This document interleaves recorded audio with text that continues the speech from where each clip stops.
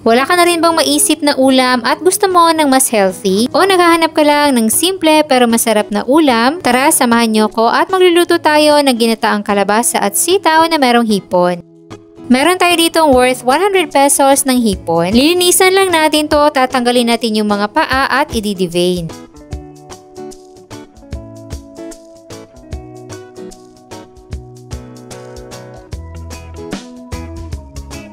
Pagkatapos natin malinisan yung mga hipon ay igigisa naman natin to sa butter. Magme-melt lang tayo ng konting butter dito sa kawali. Then ilalagay na natin yung ating mga hipon. Igigisa lang natin to hanggang sa mag-iba na yung kanyang kulay at maging color orange na. Then hanguin na natin sa kawali.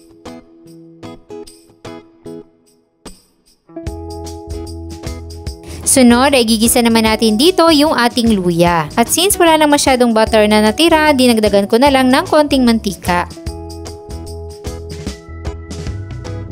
Then ilagay na natin yung sibuyas.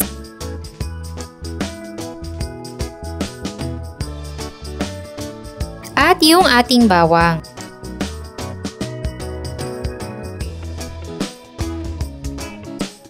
Pagkatapos mag-isa ng mga aromatics, sunod nating ilalagay dito yung ating kalabasa at sitaw. Igigisa lang din natin to saglit.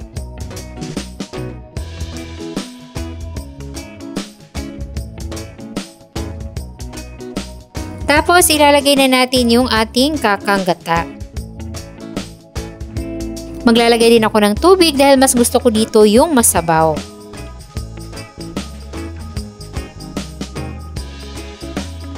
So dinagdagan ko pa ng more tubig dahil palalambutin pa natin yung kalabasa at mababawasan pa yung ating sabaw. Papakuluan lang natin to hanggang sa mag-half cook yung gulay, tsaka natin ilalagay yung mga hipon. Maglalagay din ako dito ng red bell pepper para mas mabango at malasa. Tapos haluin lang muna nating mabuti pero dahan-dahan para hindi malata yung ating mga gulay.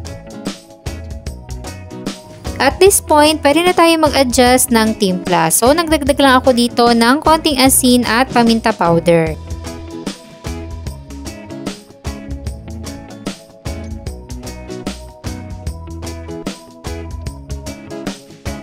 Pagkatapos natin yung mahalo at kapag okay na kayo sa lasa, pwede na natin ilagay ang dahon ng malunggay. Then, haluin na natin ulit at dahan-dahan lang.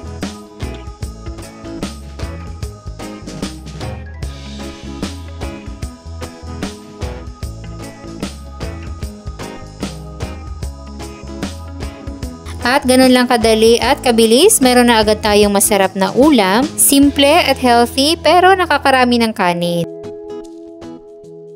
Kaya kung wala ka rin maisip na ulam mamaya o para bukas, lutuin mo na itong ginataang kalabasa at sitaw with hipon. Meron din tayong kumpletong listahan ng mga sangkap dyan sa baba. At sana'y nagustuhan nyo ang ating recipe for today. Enjoy!